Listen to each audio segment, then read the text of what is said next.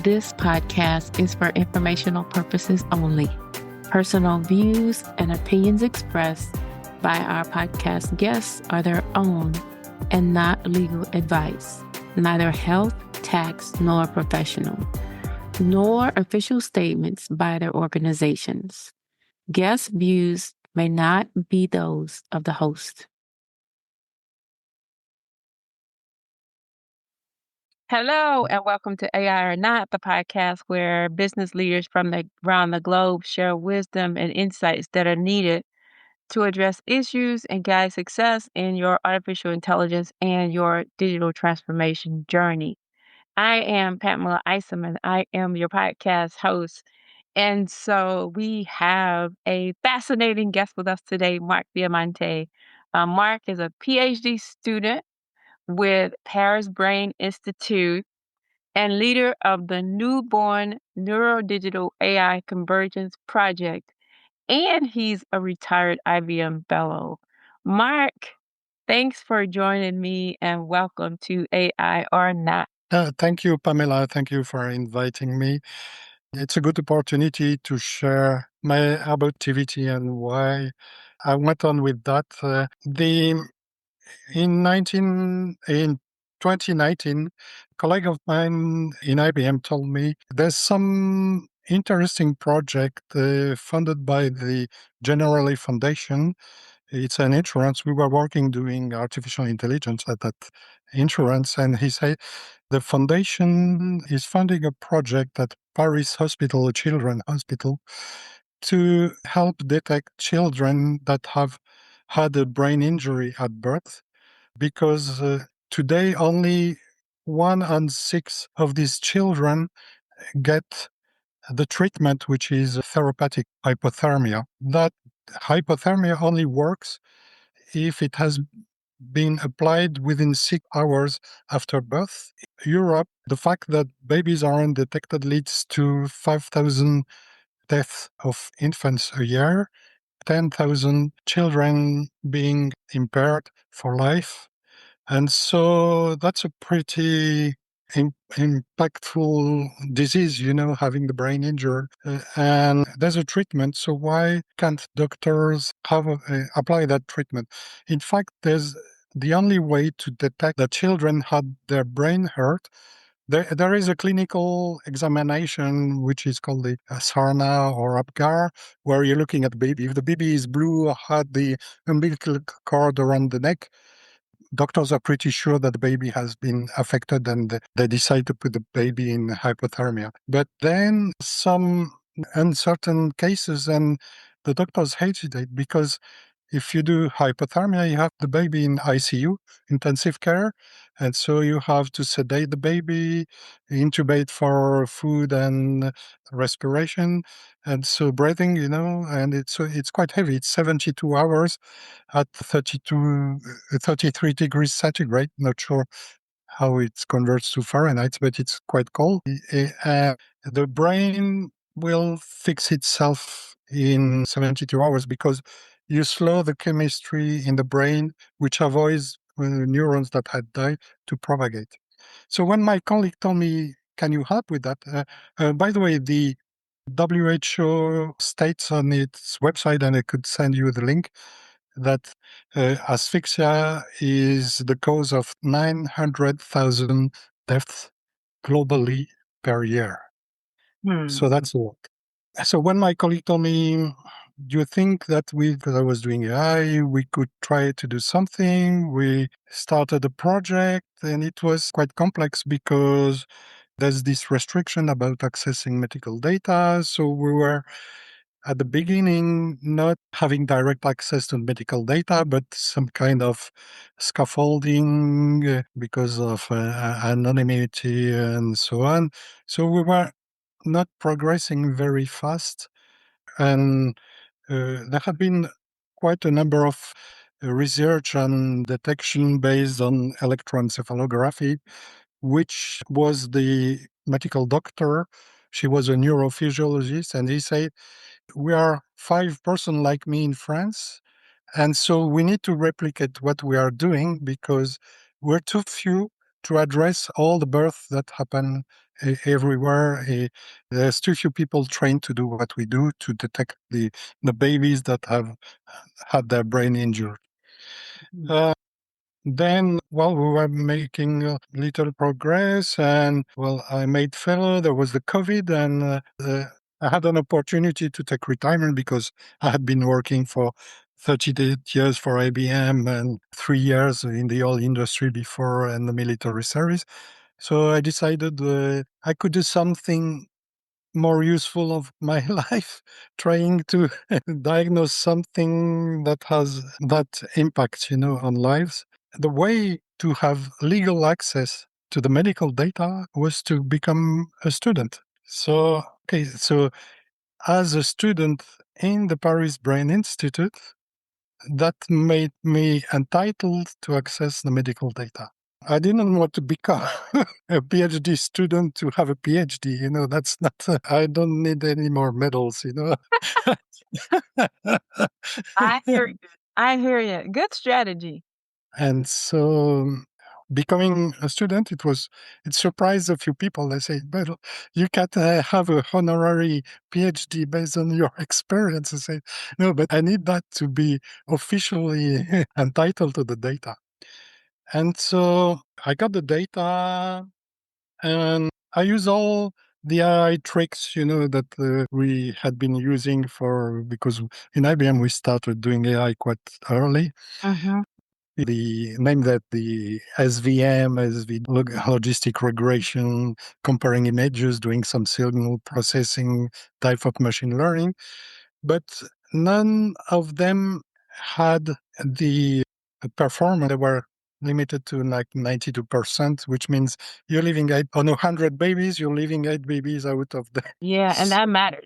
And so what made the difference is me sitting next to the doctor and listening to her analyzing EEGs to make her decision about the babies that needed to undergo hypothermia or not. Because when you do healthcare, all what relates to clinical and how doctor make the decision is the crux, is essential. And they do not always express that in IT terms or mathematical terms. So then I could see, for example, that he was telling me that you see there's some theta waves inversion compared to the delta waves. And there was encroach frontal or tracé alterna, all those clinical terms. Well, I had to study what it meant, and that's when I could get some characteristics to isolate. And then isolated a few, like 10 of these characteristics from what she was telling me.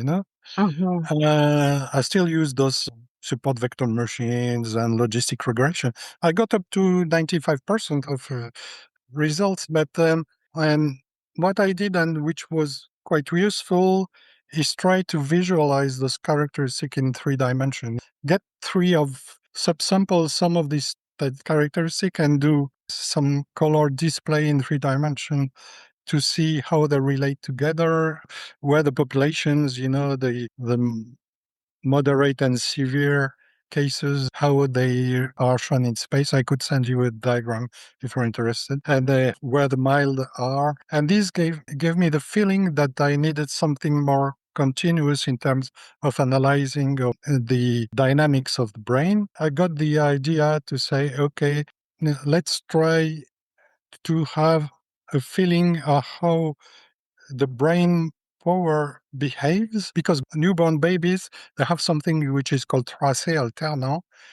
It's not sleep, but it's kind of a very fast alternating brain power behavior, where you could have high power followed immediately by a lower power. And so you have to get an idea of the dynamics of the brain. Mm. And so, and now I can talk freely because there's a scientific paper and there's a patent. I said, let's analyze how long the signal stays in a given power range. And so does it stay in that power range for 1 second, 2 seconds, 3 seconds? And then make a kind of surface which is duration for one axis and power on the other axis, and probability of that happening. With normal babies, you get something like, which is in 3D, looks like the Batman mask. Two peaks, like pointed ears, which are 1 second type of lower power, higher power. And it has a rounded shape, when you do this 3D. And when I showed that to my colleague, because I had been using a kind bluish purple color for the my baby, oh, that's the Batman mask. The Batman mask, huh? Okay. Okay. And so then when I found this and we searched the patent databases, and then nobody had thought about doing that. And so we said maybe we have a potential patent. The Paris Brain Institute, in fact, is linked with the Paris hospitals, the National French Research Center, and the National Medical Research. And they all have kind of patent office that helps them file joint patents between the four. And so Paris hospitals decided to file a patent for that. And so, well, but getting the invention does not mean that it's going to be used in market. I understand. Ooh. And so I want to zoom out a little bit.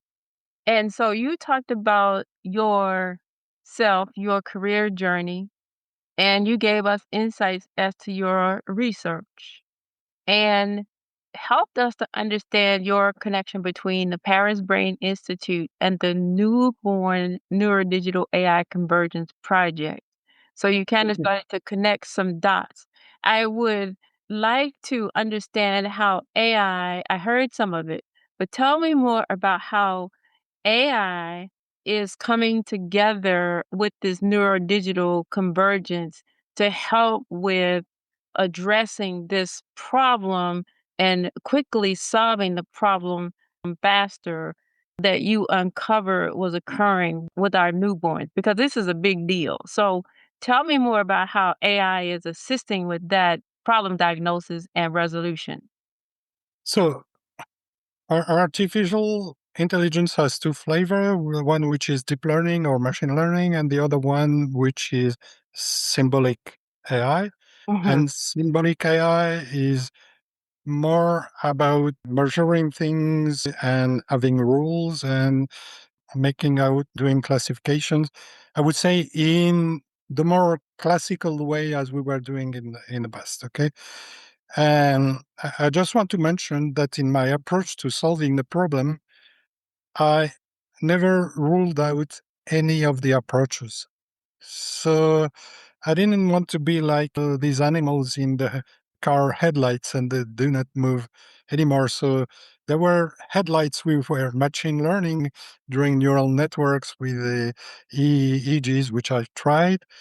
But a former colleague who went to NVIDIA told me, if you can find better characteristics at the beginning that can discriminate before you do machine learning, that will always be more traceable and trustful than doing machine learning, because you don't want to have a black box that tells the doctor. And what I'm going to tell is a real case where they say the entropy of the signal is not in this range, so the baby should be put in hypothermia. Does a doctor knows what an entropy of a signal is? I don't think so. Mhm. Mhm. If you tell the doctor those babies that have not the 3C alternant, that's something they know, for normal babies, which means the sleep wake variation, then they understand that. So you need something. And so what I'm doing is taking the signal, processing it in a reversible fashion so you can trace them to the signal from what I show. And then so where AI is playing is that now that you have this surface, how do you know that surface is similar to a surface for normal babies?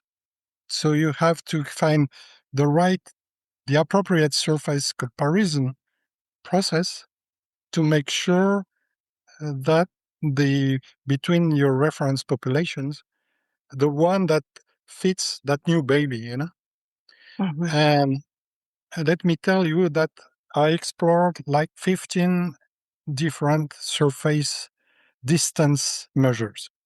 I was not aware that there were so many. You have Bhattacharya, Kullback Labor, Jensen Shannon. You have many of those. You have Earth Mother distance. So you have the ones that come from the statistics. And then you have the ones that come from more geographic, terrain, flying over the terrain and knowing where you are by matching the surface. And so the work, which I qualify as symbolic artificial intelligence, was to find what is the most appropriate surface distance measure that fitted my need and then applying it. And so I found one that gives me 98% in terms of result. And in fact, the two that I made out still needed a hypothermia. I think I might be more correct than the doctor. And so it can be traced back to the signal. And then you have to be very careful about the data we were using. We had 600 EEGs at the beginning, but the doctor selected only 100 because you have to take the EEGs that are taken within the first 6 hours of birth. Babies' brain evolve very quickly after those 6 hours. So if you have EEGs that are a little bit after that, they start having different sleep wake. So the shapes are no more the Batman ears shapes, and so you have to be very strict. And then you have to select also babies that had not another disease. Sometimes they swallow in the lungs some meconium of the birth liquids, and so that might affect. You have multiple other, and you have to be very selective on what you use to be sure that you only have that pure disease, and after, of course. Is this research in use then today? So then once we had patented, then published, the article was published in October, but in the meantime, since we had the patent, we tried contact the companies that build EEG devices. Say, okay, my what I'm doing can be embedded in your hardware. In fact, should say software because most of the Texas Instruments makes an EEG chip, which is 8 channel, and it costs only $250.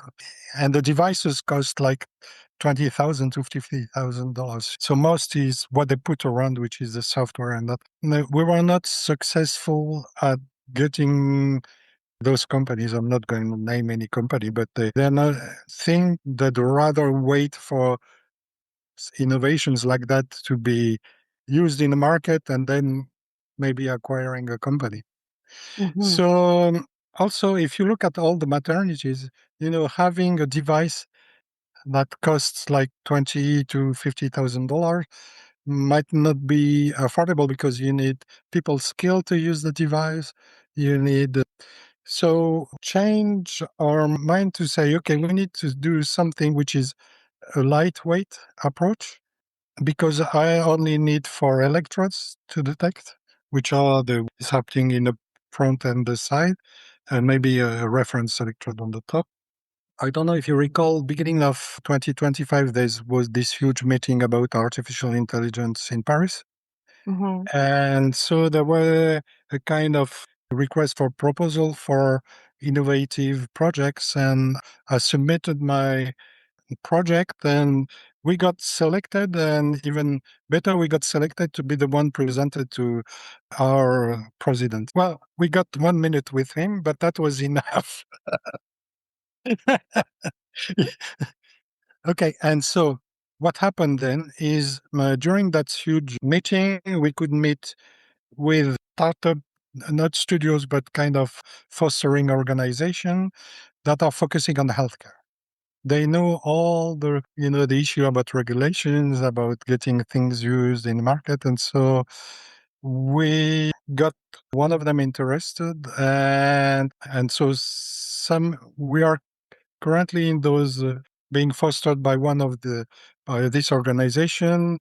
We have a future CEO if we get, and we got 100K euros, which is a little bit more than 100K dollars funding to develop the headband and the portable device to be so it's an internal funding from Paris Hospital They're currently developing it, and to have something that can be used in all of the maternities. I think that it's a wonderful example of how you are taking emerging tech and putting it to use to save lives. And we oftentimes hear about the adversarial issues associated with AI and maybe not the good. Now, it feels like a real need. And I was listening to you talk about the precision, your focus on quality and precision because lives are at stake. And so I think one of the things that we should really emphasize here is that it is possible to get the precision higher because you do have infants' lives at stake and at risk. And so you don't want to prevent the misdiagnosis, which is what I heard you say at first, or even just accelerate the diagnosis because that wasn't occurring, not necessarily misdiagnosis, but just accelerating the diagnosis is what I heard. And Yeah. the focus on quality is so needed in this example. And so your symbolic AI approach, your use of symbolic AI and getting into that 98%. 100% is better, but 98% is just what we need, right? We need better quality outcomes because of the risk associated with even that 2%. So I want to say thanks for doing what you're doing.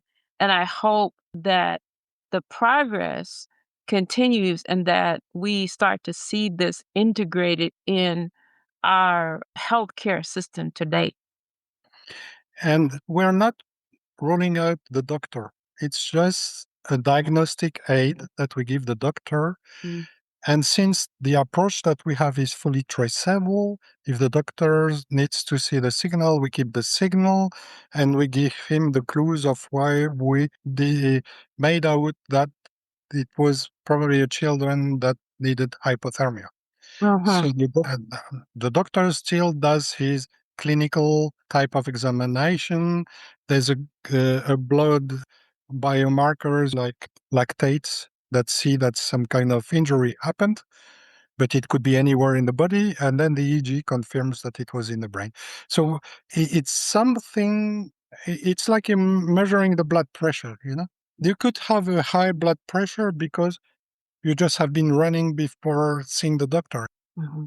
Only the doctors can make out that it was the case and it's not something. So we're not willing to replace the doctor. We're willing to give an aid to the doctor and give him some more clues of where to look and to confirm that we what we saw is the case. Well, that's good, right? So we always talk about how we want the use of AI and autonomous systems to augment, not replace. And so this is another prime example, and it's the way that we should look at it is there to augment and to provide supplemental information, but relevant information so that they can make high quality informed decisions. So it's a good thing. It's a very good thing. So tell me, what are some lessons learned that you have run into in your career journey and associated with the newborn health and the neurological monitoring? Are there any lessons learned? I would say the data is the most important. You need good data. Whether you're doing machine learning or symbolic AI, if the data is not well categorized, defined, and you don't have the good clinical information about it, it may not be useful. The other thing is that you should not focus only on the mathematical aspect and uh, I see people they take the images of the signal and just trying to do automated classification. You need to get back to the clinical reason. What did the doctor look at to make his opinion? What's important? The doctors, they have a kind of implicit reasoning, when they see that, and you have to make out what they are basing their diagnosis on and try to get them to speak. So get the people, the business people, if I generalize that, get information from the business people on why they're making the decisions. Get the elements, and sometimes it might even be unconscious because there's so much train. They have done their own deep learning, and so it's part of their body that they tell you, oh, this one, I look, why? Tell me precisely where, know? Yeah. Absolutely, that is really good. So you're bringing up what we often talk about is the human factor, and don't just let the numbers rule, but make sure that the humans and the human considerations and perspectives are in that equation. So, Yeah. and that makes a whole lot of sense. So, what's a misconception then about newborn health and neurological monitoring that you wish more business leaders understood? We need to stay humble. We're providing an aid to the doctors. We're not pretending to cure, we're giving something to help which is, it's AI is not replacing human. AI is demultiplying human, it's helping human uh, beware of the the biases, when you think there's something to be diagnosed, you will look only at the elements that confirm that it's that diagnostic. So that's a bias, confirmation bias. Uh-huh. Beware of the confirmation bias. Uh, and, and there's also a lot of headwinds. In research, people do not always think patentability of things. They want to publish. They sometimes they forget that they have an innovation that could be patented because then it will serve as funding to their research, Mm. and so think you may have an innovation that's worth patenting. Patenting something costs a lot. The fees. I think if you have a global patent, it's like 20K dollars, per year that you have to pay to keep the patent running, And so it will, you need at some time to get people to license where if you have patent to from just the fact that you want to keep your patent. There are, that's more on the legal side. There are variations between US patent laws and the European patent laws. And for example, in Europe, you cannot patent a process that requires the patient to be always next to the device you're patenting. So you have to. These are slight variations. Patent attorneys, they would know about that and they tell you. And so you have to think about the way you're formulating your innovation to make sure that you stay not only on the technical and business side, of the usefulness of the innovation, but on the legal side and more on you want this to progress, be able to have your patent file and making revenue from it. Uh-huh. So you're saying that we should remember this type of work is patentable. And then I heard you also say that there are global implications once you think about the patents, that there are global implications. So, for instance, in one country, for instance, after you create something, I believe it's Europe, after you create something, you have 1 year to patent it. Is that correct? Well, well, in US, when you create something, if you have made it public, you still have 1 year for patenting. It's not the case in Europe or other parts of the world. So there are different rules applying, and basically you cannot publish an article in Europe before you have filed the patent. Hmm. So you can publish your article the next day, or even you cannot send the article for review before you have patented. So you're doing some research, you think you have an innovation, you have to go through the patent cycle, and that takes 6 months. That was the case for me before the technical and business people think, yeah, there might be some value of that. The patent review boards like there was in IBM.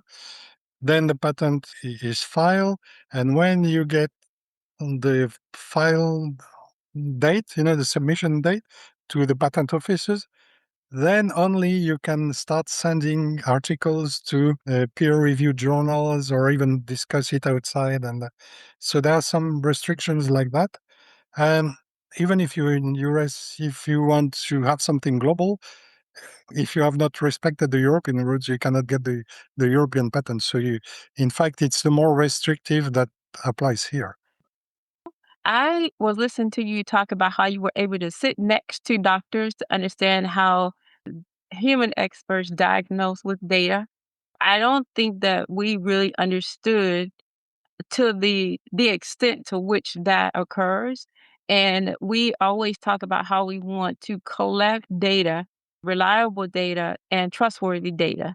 And I hear you describing an example of how you did that, right? So how you sat with the doctors, how you were solicited by a doctor to help you with this, but then how you sat with them to really understand and to understand their expertise when it comes to diagnosis, not just telling them, here's what I'm finding, here are the patterns, but also understanding their expertise. I believe this is insights that we can use. But most of all, I'm hearing the applied perspectives of some of the governance that we've been talking about when it comes to AI, right? So you've given good examples of how we are actually applying this to help our newborns, which is a true blessing. So I don't know if there's anything else you want to say about that, but before we close out and I ask you to share advice or words of wisdom or a call to action, I just wanted to know, is there anything else you wanted to share before you address that topic? Well, what want to share is you're never too old to do something useful. Um, some people are innovating very young, and I was 69, 68 when I filed my patent. So there's still possible innovation when you have experience, and I thank IBM because what I got from IBM is think out of the box and using that symbolic AI and signal processing took me out of the box of the machine learning. That's so The that's technical realm, right? So you're saying it took you out of the technical realm and into reality, practicality. practicality. Yeah. So would you be willing to share advice, words of wisdom, and or a final call to action for the listeners? When I was out of the university, the engineering school, always wanted to do something useful for my fellow humans. So doing something for good is always possible. Use your experience, might not be like I did because I had some, but in some other domains, and hopefully my karma will be good. Okay, so do something for good and it's never too late. Yeah. All right. Well, thank you very much for taking the time to talk to me today. I really appreciate it. It's been a fascinating discussion, and you are doing some wonderful work, which is why I'm so glad that you were able to join me today to talk about it. There is always that possibility to do something, and it is never too late. And like you really took off once you retired, right? So and also I like your strategy to get to the data, and you had a technique to get to the real data that would help you make the right difference. So I sincerely appreciate it.